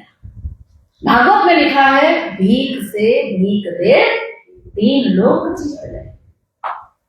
अगर आप भिखारी भी हैं, हमारे गुरु जी कहते थे अच्छा आपके पास कुछ नहीं है, बोले अच्छे लोग कहते हैं कि हमारे पास नहीं है कुछ। तो जब वो ये बात कहते थे तो योगी जी कहते थे काम करो, कटोरा हमसे ले लो, भीख नहीं है तो फिर मांगनी तो पड़ेगी। तो हमेशा मजाक में वो उसके कह देते थे कि कटोरा हमसे ले लो, भीख मांग लो, और एक काम करना कि भीख जो आए कटोरे में उससे भी दे देना, और उसके बाद अगर भिखारी रह जाओ तो मेरे पास आ जाना, मैं ये रामचरितमानस की कथा कहना छोड़ दूंगा। हमारे दिलों में यही घटना घटी। खाने का ठिकाना नहीं था, एक समय था जब खाने का ठिकाना नहीं था, तो योगी जी महाराज से जुड़े। तब योगी जी महाराज ने ठोक कर कहा कि देना तो पड़ेगा, बिना दिए नहीं बात बनेगी। बात समझ में आ गई, उसी दिन देना शुरू कर दिया। पुरानी बातें हैं, कभी मौका लगेगा तो वो भी शेयर करेंगे आपसे, लेकिन बिना दिए तो कुछ भी होने वाला है नहीं। इसलिए देना मनुष्य का नहीं है तो मांग कर देना पड़ेगा। जब देने की बात आती है, आज समाज में लोग बहुत दे रहे हैं, कोई कमी नहीं है। ऐसा नहीं है कि कोई यही संस्था आपको देना बताती है। हम जिस भारत देश में रहते हैं, जिस धर्म को हम बिलोंग करते हैं, जिस परिवार से, जिस राष्ट्र में हम रहते हैं, वहां पर हमें बचपन से देने की बातें सिखाई तो गई है, लेकिन पूरे फॉर्मूले के साथ नहीं सिखाई गई है। हाइड्रोजन और ऑक्सीजन तो बताया गया है, लेकिन पूरा फॉर्मूला नहीं बताया गया है, उसकी टेक्निक नहीं बताई गई है। बस ये कह दिया गया कि बेटा देना चाहिए। क्यों देना चाहिए? बोले देने से सामने वाले का कुछ भला हो जाता है। ये देने से आपका जीवन में कुछ भी परिवर्तन नहीं आने वाला।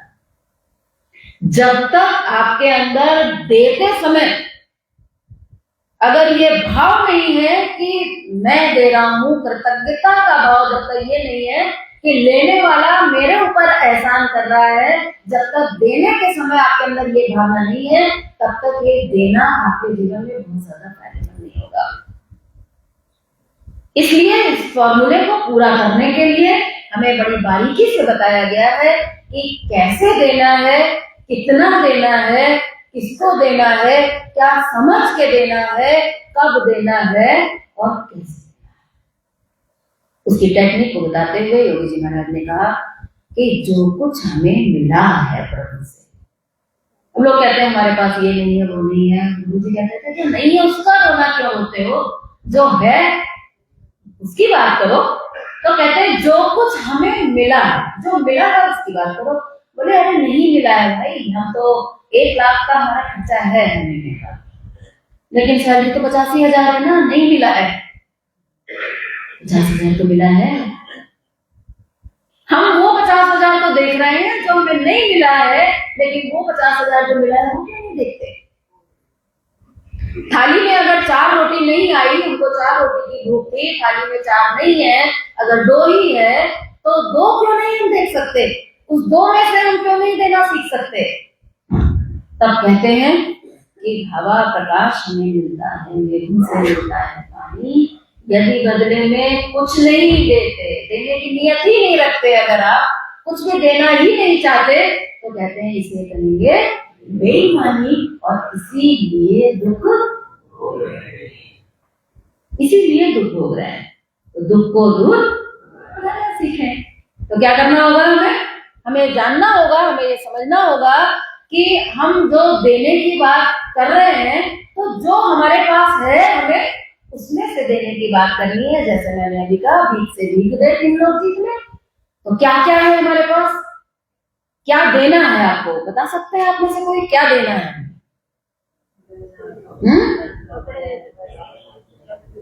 बस यही गड़बड़ है। खाना पैसा कपड़ा नहीं देना है, हमें क्या देना है? सुख देना है। खाना पैसा कपड़ा ये तो एक बहाना है, ये तो केवल एक माध्यम है। हमें असली चीज क्या देनी है? सुख देना है। आपको क्या चाहिए? सुख चाहिए ना।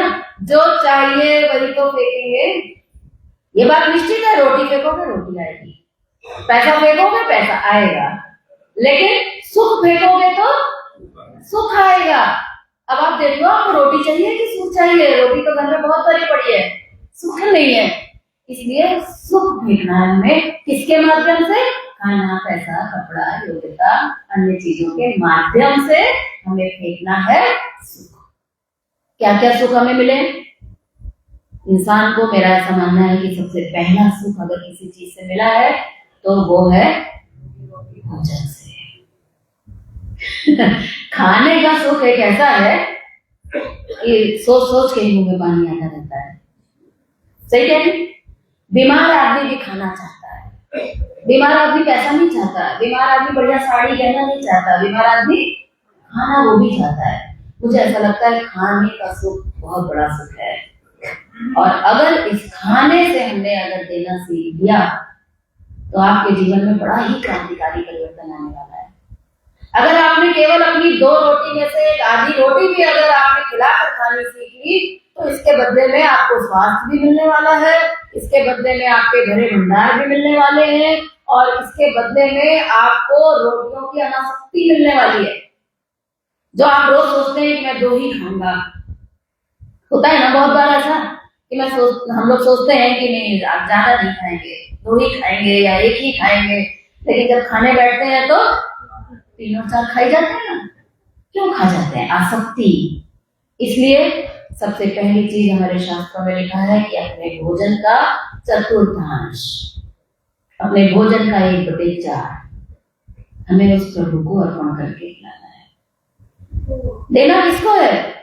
इस दुनिया में एक बात याद रखिएगा, इस दुनिया में अगर हमें मिला है तो किससे मिला है? ईश्वर से, केवल एक प्रभु से मिला है। और अगर हम किसी को कुछ दे सकते हैं तो हम केवल परमात्मा को ही दे सकते हैं। इंसान को आपका नहीं चाहिए, इंसान को हम दे भी नहीं सकते हैं, इंसान इस काबिल भी नहीं है कि उसको दिया जाए। देना है अगर हमें तो हम केवल उस परमात्मा को दें। तो आप देखेंगे कि आपको खाने से सुख मिलता है। 4 रोटी आप खाते हो तो 4 का 1। क्यों 4 का 1? क्योंकि 4 प्रकार का खाना आप खाते हो। 4 प्रकार के तत्व हैं, पृथ्वी जल अग्नि और वायु। आकाश तो नहीं खाते ना, 4 ही खाते हैं। तो कितना निकालेंगे? 4 का 1, यानी कि 1/4। आपकी थाली में 2 रोटियां। आप खाने से, भोजन से वितरण करने की हर घर में विधा है। शायद ही कोई घर ऐसा होगा जहां अनाज से, भोजन से सेवा ना होती हो, सबके घरों में होती है। लेकिन आज तक आसक्ति नहीं दूर हुई। क्यों नहीं दूर हुई? इसीलिए नहीं दूर हुई क्योंकि हमने उसकी टेक्निक को नहीं समझा। घर में भरा भंडार भगवान ने दे दिया था, खूब बढ़िया घर में खाना भर भर के बना था, तो निकाल कर एक थाली दिया है किसी को। कोई कष्ट हुआ क्या, कोई त्याग हुआ क्या? अच्छी बात है, क्योंकि जब तक देंगे नहीं तब तक आएगा नहीं। इसलिए कहते हैं कि जिस घर से खाली भोजन निकाल दिया जाता है उस घर के भंडार में कभी भी कोई कमी नहीं पड़ती। लेकिन बस इतना ही होता है, इसके आगे के रिजल्ट नहीं होते। केवल आपने दिया है तो आपको भी मिल जाएगा। रावण ने पिछले जन्म में बहुत दिया तो अगले जन्म में सोने की लंका मिल गई। राम नहीं मिले उसको, राम की भक्ति नहीं मिली। पिछले जन्म में प्रताप भानु के रूप में उसने बहुत दिया था। अगर आपने बहुत दिया है तो उसका रिजल्ट केवल इतना ही मिलेगा कि आपको भी बहुत मिल जाएगा। रोटी आपने दी है तो आपकी रसोई में कभी रोटी की कमी नहीं रहेगी। लेकिन योगी जी महाराज ने इसकी जो साइंस खींच कर निकाली, अपने गुरु से जो ज्ञान उन्होंने रामचरितमानस का प्राप्त किया, इतनी सरल टेक्निक उन्होंने बता दी। उन्होंने कहा कि जब तुम अपनी थाली में से 1/4 प्रभु की सेवा में अर्पण करते हो, ये उस एक थाली खाना निकालने से बहुत अलग है। सबसे पहली चीज इसमें क्या है? त्याग। तुम कितनी रोटी खाने वाले थे? 2 का एग्जांपल ले रही हूँ, 2 खाने वाले थे। अभी आपने उसमें से आधी निकाल दी, अब आपकी थाली में कितनी बची है? ये एक तरीका है भगवान का निकालने का, एक एग्जांपल मैं आपको दे रही हूँ। अब आपने ये जो आधी रोटी निकाली, इसमें आपको कुछ तो कष्ट हुआ होगा। पहले आप 2 खाते, अभी आप कितनी खाओगे? 1.5। आधी रोटी का आपने क्या उठाया? कष्ट। ये आधी रोटी जब आपके कष्ट को हरने चलेगी, आपने दिया है ना, आपने ये रोटी किसी को दी है, आपने आधी रोटी का कष्ट उठाया है, तो उसकी प्रतिक्रिया स्वरूप में आपका कष्ट दूर होना चाहिए। नियम तो यही कहता है। तो आपका कौन सा कष्ट दूर होगा? आपके शरीर की रोटी करने लग जाएंगे। जब आप एक थाली खाना अपने घर की रसोई से निकालते हो तो आपकी डायबिटीज ठीक नहीं कर सकती वो थाली। आपकी डायबिटीज अगर ठीक होनी है, अगर आपका रोग ठीक होना है, तो वो तब निकलेगा जब आप कष्ट पूर्वक दोगे, यानी कि थोड़ा कष्ट उठा कर दोगे, त्याग की भावना से दोगे। गीता में लिखा है त्याग शांति। तो जब आप त्याग पूर्वक दोगे, कष्ट उठा कर दोगे, तो आपके जीवन के कष्ट भागने लग जाएंगे। ये आधी रोटी आप किसी को खिलाओगे, कोई तो खाएगा। पूरे ब्रह्मांड में कोई पशु पक्षी इंसान कोई तो खाएगा, उसको क्या मिलेगा? सुख। ये जो उसको सुख मिलेगा, ये जो ब्रह्मांड में आपने सुख बो दिया है, ये सुख लौट कर आपके पास ही आएगा। और सबसे पहला सुख निरोगी काया, सबसे पहला फायदा होगा कि आधी रोटी आपको स्वस्थ बना सकती है। हम बड़े बड़े डॉक्टरों के चक्कर काट रहे हैं, बड़ी बड़ी दवाइयां ला रहे हैं, लेकिन हमें ये पता नहीं है कि सबसे बड़ी मेडिसिन तो हमारी थाली में ही है। अगर हम अपनी थाली का 1/4 निकाल कर खाने लग जाएंगे तो क्या होगा? हमारा बचा हुआ भोजन प्रसाद बन जाएगा। अब आप रोटी नहीं खाएंगे, अब आप प्रसाद खाएंगे। गीता में लिखा है यज्ञ शिष्टा सुना संतो मुच्यन्ते सर्व के विषय भुंजते ते त्वगम पापा ये प्रचिंतात्म कारण। यज्ञ शिष्टा सुना, यानी कि जब आप किसी को दे देते हैं, देने को गीता में यज्ञ कहा गया है। जैसे हम यज्ञ करते हैं, हवन कुंड में अग्नि डालते हैं, संध्या डालते हैं ना, तो क्या करते हैं? ये यज्ञ कहलाता है, यानी कि देते हैं। यज्ञ का स्वरूप केवल देना ही तो है, तो हम ये देते हैं। तो ऐसे ही जब भी अपने जीवन में, चाहे खाने से दे, चाहे किसी अन्य चीज से दे, जब आप देते हैं तो ये यज्ञ कहलाता है। और कहते हैं यज्ञ से बचा हुआ, यानी कि ईश्वर का भार निकालने के बाद जो आपकी थाली में बच गया है, 3/4 जो बच गया है, 1.5 रोटी जो बच गई है, ये अब क्या है? अब ये रोटी नहीं रही। कहते हैं मुच्यन्ते सर्व किल विषय। किल विषय मतलब क्या होता है? पाप। कल बात हो रही थी, हम लोग बात कर रहे थे कि पाप से मुक्त कैसे हो। तो कहते हैं कि भगवान आपके सारे किल विषयों को, सारे कष्टों को, सारे पापों को से आपको मुक्त कर देता है। कब? जब हम प्रभु को अर्पण करके शेष भाग ग्रहण करते हैं। यज्ञ हो गया, एक तरफ आपका यज्ञ हो गया और ऊपर से आपका भोजन प्रसाद बन गया। अब आप देखेंगे कि इतना डरने की जरूरत नहीं है। थोड़ा बहुत उल्टा सीधा भी चला गया, थोड़ा गलत भी अगर चला गया, तो कोई डरने की बात नहीं है। आपने खाना खाया ही नहीं है, आपने नुकसान वाली चीज खाई नहीं है, आपने क्या खाया? प्रसाद खाया। जल्दी आपको कोई नुकसान होगा ही नहीं। प्रसाद का मतलब होता है कृपा। कृपा के क्षेत्र में हमें आना है ना। कल गुरु जी बता रहे थे, कृपा के क्षेत्र में जब तक हम नहीं आएंगे तब तक हमें अपने कर्मों का बंधन तोड़ना पड़ता है। और अगर आप इस केवल आधी रोटी के माध्यम से, सोचिए कितना सिंपल फॉर्मूला है, सिंपलेस्ट फॉर्मूला है कि केवल आधी रोटी के माध्यम से हम अपने कर्मों के बंधन से मुक्त होकर प्रभु की कृपा के क्षेत्र में एंटर कर सकते हैं। आप देखेंगे, अगर आपने ये चौथाई निकाल कर खाना शुरू कर दिया, पहले आपको 2 रोटी की भूख होती थी तो आप 4 खाते थे। थोड़े दिन बाद आप देखेंगे, 2-4 दिन 10 दिन भी आप प्रयोग करके देखेंगे तो आप देखेंगे कि 1.5 रोटी में ही आपका उतना पेट भरने लग गया जितना आपका 4 रोटी में नहीं भरता था। क्योंकि वास्तव में पेट भरने की बात नहीं होती है, पेट तो 2 रोटी में सबका ही भर जाता है, ज्यादा से ज्यादा। मेरा ऐसा मानना है, हो सकता है आप सहमत ना हो, मेरा ऐसा मानना है कि दुनिया में किसी इंसान को 2 रोटी से ज्यादा की कोई भूख नहीं होती है, कोई आवश्यकता नहीं होती है। हम 4 और 6 जो खाते हैं वो हम अपने मन की संतुष्टि के लिए खाते हैं, और यही हमें नुकसान करता है, यही हमारी बीमारियों का कारण है। तो अगर आप निकाल कर खाने लग जाएंगे तो आप देखेंगे कि आपकी रोटियों से आसक्ति खत्म हो जाएगी। मैं एक दिन में 10 रोटियां खाती थी, अब मैं 24 घंटे में 1 रोटी खाती हूँ, उसमें से 1/4 भगवान की निकाल के 24 घंटे में मात्र 3/4 रोटी खाती हूँ। आपके सामने हो, कोई दिक्कत तो नहीं लग रही है ना? ठीक ठाक है सब? ऐसा आपको भी हो सकता है। आपके जीवन में कहां से, किस रूप में थोड़ा थोड़ा सुख हमें इस सृष्टि के अंदर बोते जाना है, थोड़ा थोड़ा हमें उसमें से दुख जो है वो उठाते जाना है। जीवन के हर क्षेत्र में जीवन जीने का यही एक सही मार्ग है, और केवल यही एक सूत्र है। धन से हमें सुख मिलता है, धन इस सृष्टि का आधार है, इस समाज का आधार है। धन से अगर हमें सुख मिलता है, जो आप धन कमा कर लाते हैं, तो इसको कौन भोगता है? हम भोगते हैं ना। किसके माध्यम से? इंद्रियों के माध्यम से। कुछ देखने का लायक, कुछ सुनने का लायक, कुछ खाने का लायक, कुछ पहनने का लायक, कुछ घूमने का लायक। धन का उपयोग हम इन्हीं सब चीजों में करते हैं ना। जब हम धन कमा कर लाते हैं तो हमारे शास्त्र कहते हैं कि 10 में से 1 आपको प्रभु की सेवा में अर्पण करना चाहिए। अभी तो मैं चाहिए शब्द कह रही हूँ, डॉक्टर साहब जब लेक्चर देते हैं तो वो चाहिए शब्द का प्रयोग नहीं करते, वो कहते हैं करना पड़ेगा तुम्हें, करे बिना तुम्हारा काम ही नहीं चल सकता, करना तुम्हारी मजबूरी है। अगर जीते जी नहीं दोगे तो मरकर देना पड़ेगा, देना तो है ही है। हमारे गुरु जी कहते थे, जिसने हंसकर देना सीख लिया वो जिंदगी भर हंसता है, और जिसने मरकर दिया वो रोते रोते चला गया, उसके हाथ कुछ भी आया नहीं। जिंदगी भर खूब कमाया, खूब मेहनत करी, और सबका सब छोड़कर यहीं चला गया। देकर तो तब भी गया, अगर अपनी मर्जी से, अपनी प्रसन्नता से अगर उसने अपने जीवन में देना सीख लिया होता तो आज ये भी हंसते हंसते जा सकता था। इसलिए क्या करना है हमें, हमने जो कुछ भी कमाया है उसमें से 1/10, क्योंकि 10 इंद्रियां उसका सुख भोगती हैं।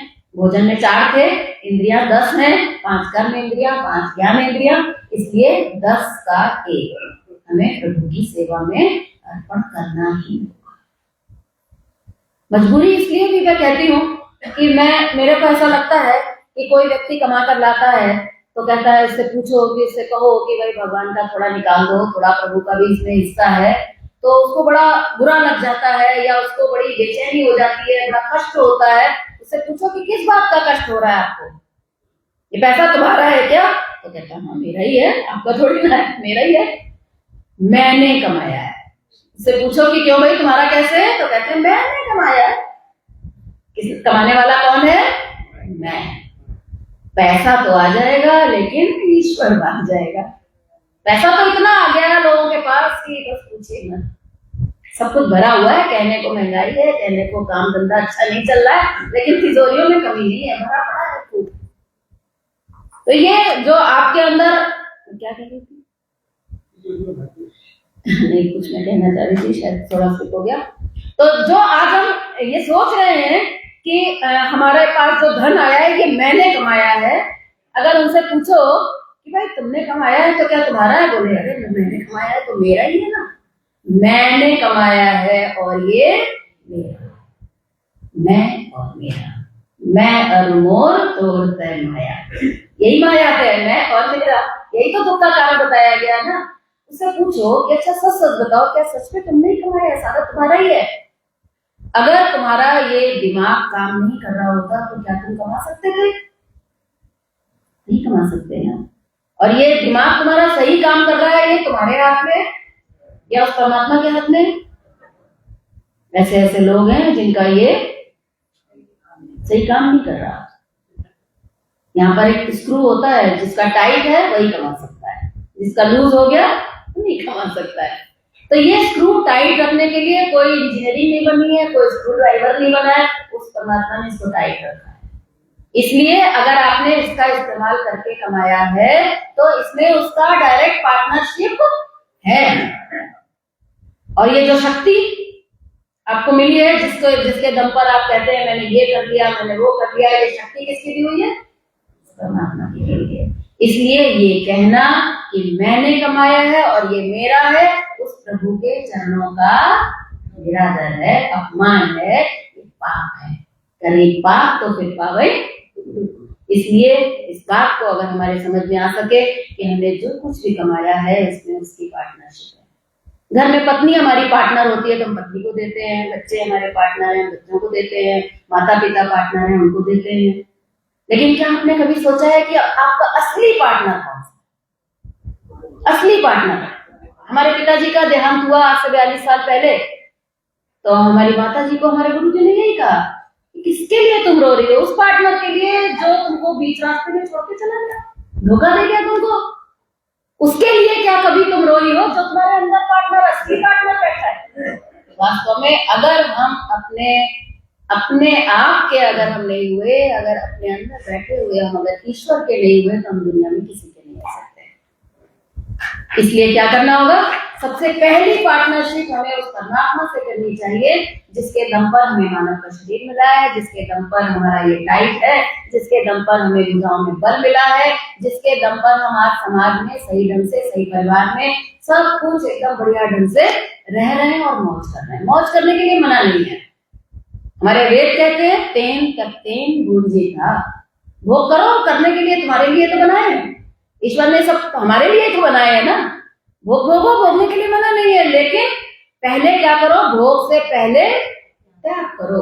अगर आपने त्याग नहीं किया और आपने सोचा बस सब कुछ मैं ले लूं, ज्यादा से ज्यादा मैं ले लूं, चोरी से, बेईमानी से या फिर ईमानदारी से, ये 3 प्रकार है, ज्यादा से ज्यादा सब कुछ मेरी थाली में ही आ जाए, तो कहते हैं कि अगर ये तुम्हारी सोच है तो तुम्हारे जीवन का कुछ भी नहीं हो सकता।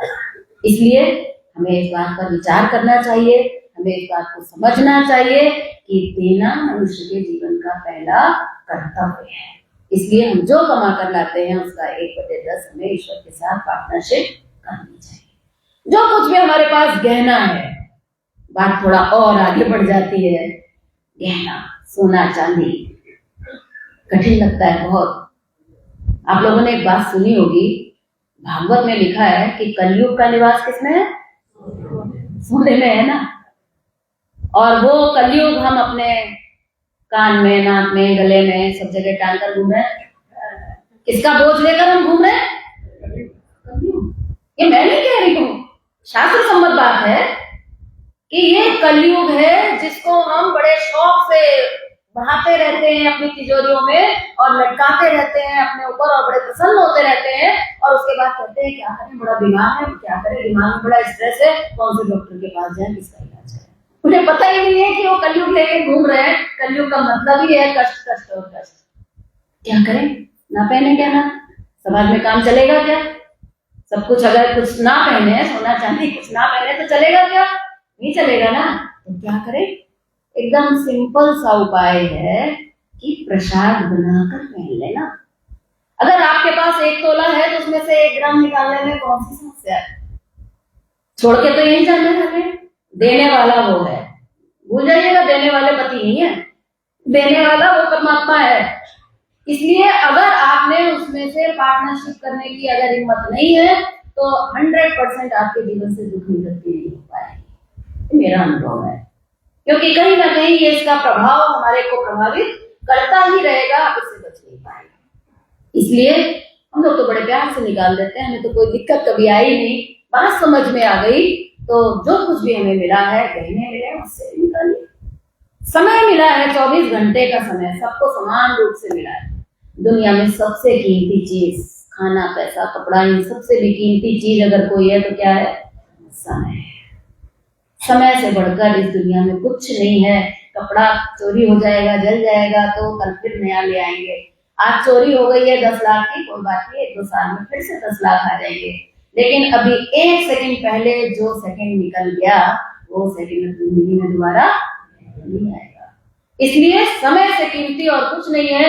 इसलिए योगी जी महाराज ने कहा कि 24 घंटे में से कम 1 घंटा। इंसान है, सामाजिक प्राणी है, 23 घंटा करो आप अपना घर का काम धंधा, बिजनेस करो, बच्चों को पालन पोषण सब करो, क्योंकि आपको वो जिम्मेदारी दी गई है, ईश्वर ने ही दी है वो जिम्मेदारी, उससे भागने का नहीं है। 23 घंटा करो, लेकिन कम से कम 1 घंटा तो उसकी सेवा में लगो। सारा दिन माँ को देखिए आप, सुबह से लेकर रात तक बच्चों की सेवा में लगी रहती है। अब बच्चा क्या खाएगा, बच्चा क्या पहनेगा, बच्चा उसका ऑफिस का टाइम हो गया कि कॉलेज का टाइम हो गया, हर समय उसकी सेवा में रहती है कि नहीं? सतत। अगर हम सतत केवल उसी तरह लगे रहेंगे तो हमारे गुरु जी कहते थे कि जानवर तो नहीं कर रहा है, वो भी तो बस अपने बच्चों के लालन पालन पोषण में ही तो लगा हुआ है, अपना और अपने बच्चों का। अगर हम भी वैसा ही व्यवहार करेंगे, अगर केवल उसी के अंदर ही लगे रहेंगे तो हम इससे ऊपर कब उठ पाएंगे? इसलिए क्या करना होगा? कम से कम 24 घंटे में से 1 घंटा कोई भी ऐसी सेवा का कार्य जिसमें हमारा कोई स्वार्थ ना हो, जिसमें हमारा कोई परिवार का स्वार्थ ना हो, निस्वार्थ भाव से। और केवल निस्वार्थ भाव से ही नहीं, बल्कि भगवान के भाव से, ईश्वर के भाव से। क्योंकि आपको चाहिए अखंड और अनंत रस, जीवन में रस चाहिए। सेवा तो हम कर देंगे, चलो हो जाएगी, लेकिन जब तक उसके अंदर सेवा का भाव नहीं होगा, ईश्वर का भाव नहीं होगा कि मैं प्रभु के लिए कर रहा हूं, तब तक उसमें कभी रस नहीं आएगा। अगर हमको रसपूर्ण जीवन चाहिए तो हमें क्या करना होगा? इसमें भाव लाना होगा कि हमें किसकी सेवा करनी है? भगवान की। क्या करें 24 घंटे में से हम कहाँ चले जाएं, क्या कर ले? हम तो घर गृहस्थी में रहते हैं। अपने घर गृहस्थी में रहते हुए भी आप बहुत सारी ऐसी सेवाएं कर सकते हैं जो आप भगवान को अर्पण कर सकें। अभी समय नहीं है, बहुत अधिक विस्तार में मैं नहीं जा रही हूँ, समय तो निकल गया, चलेगा, तो मैं अभी उसके विस्तार में नहीं जा रही हूँ। लेकिन समय से जिसने सेवा करनी सीख ली, मैं गारंटी तो शायद नहीं लेना उचित रहेगा, इतनी मेरी सामर्थ्य नहीं है, लेकिन मैं बड़े विश्वास के साथ आपसे कह सकती हूँ कि आप काल को भी जीतने वाले हो जाएंगे। इस पूरी सृष्टि में काल को जीतने वाले केवल महाकाल है। वो हम बन सकते हैं अपने घर गृहस्थी में रहकर। कब?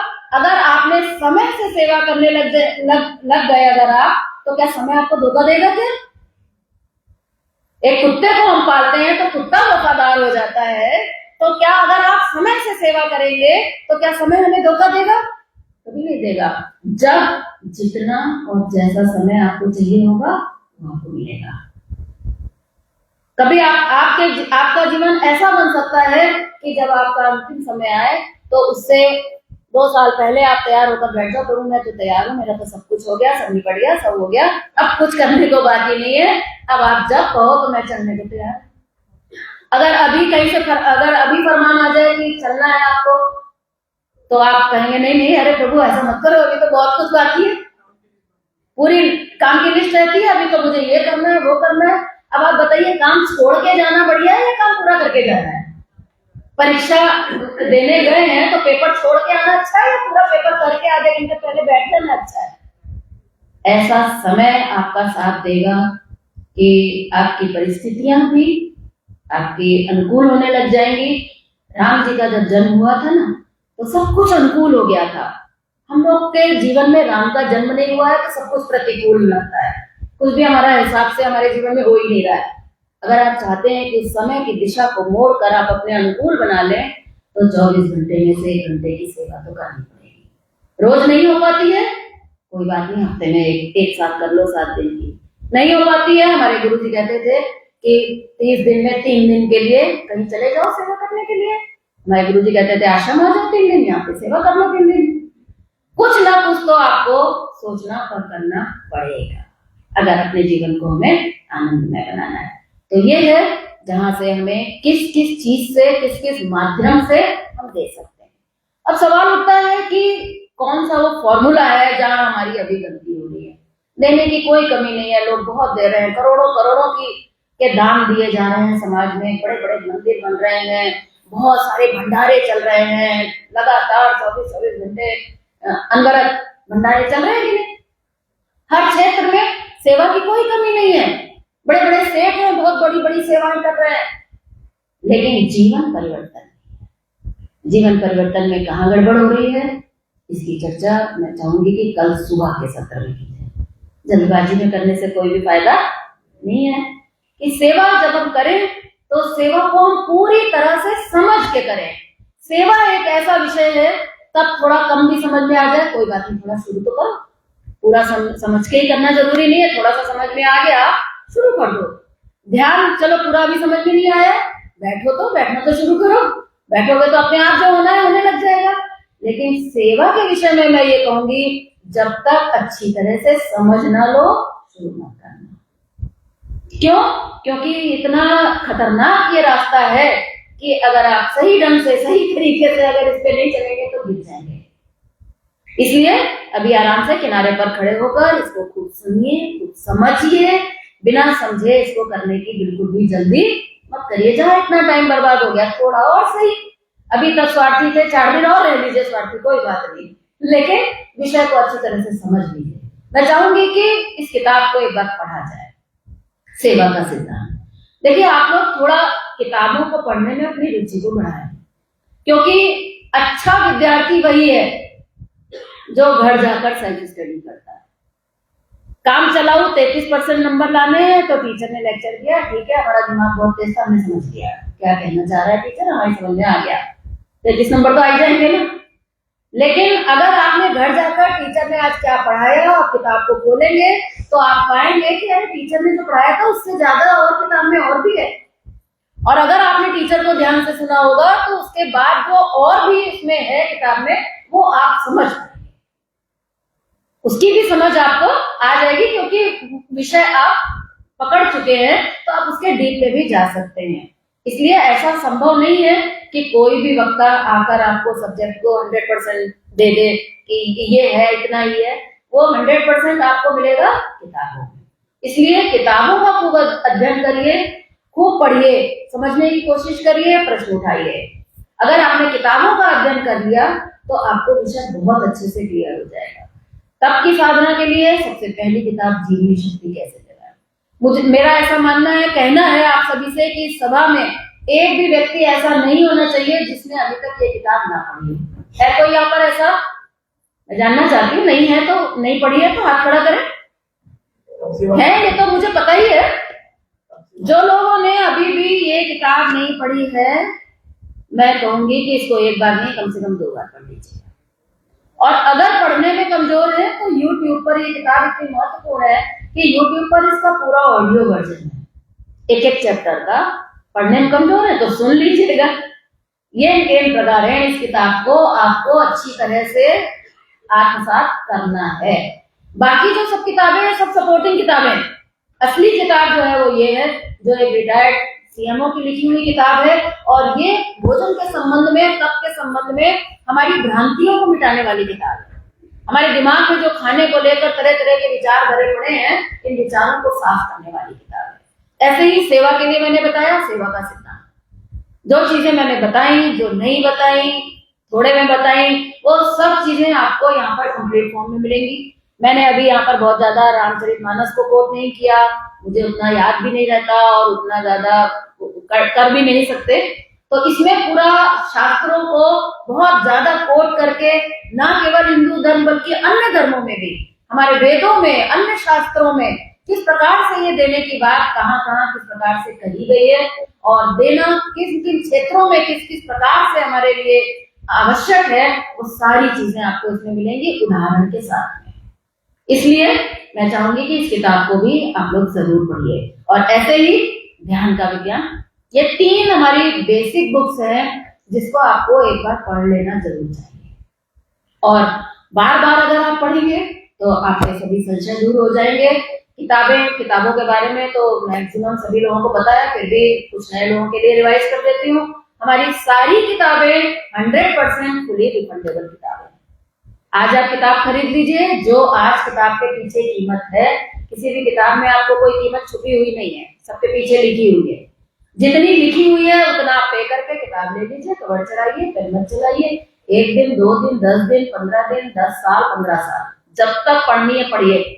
जिस दिन आपको लगे कि हो गया इसका काम, पूरे देश भर में हमारे शिविर लगते हैं।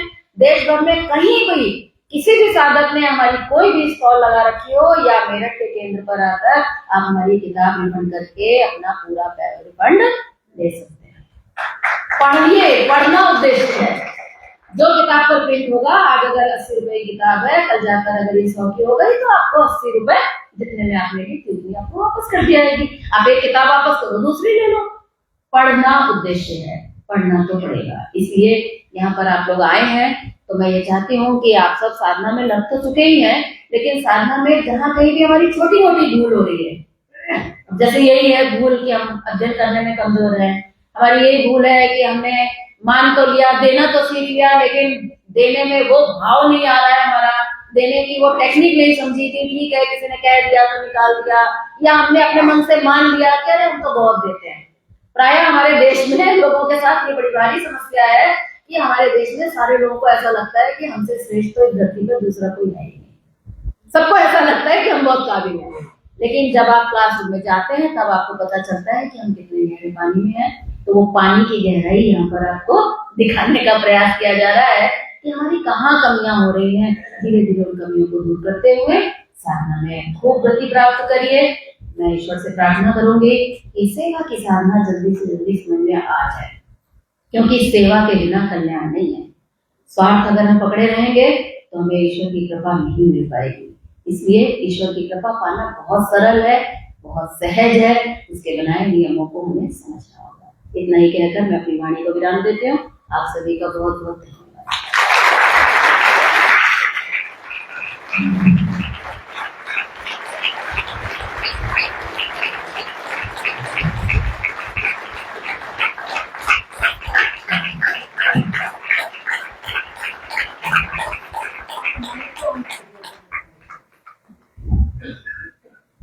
बहुत बहुत धन्यवाद दीदी का। इतने सरल और सुंदर शब्दों में सेवा की साधना को हम तक पहुंचाने का प्रयास किया है, और मुझे उम्मीद है कि आप लोगों ने ध्यान से इसे सुना भी होगा और समझने की कोशिश भी करेंगे।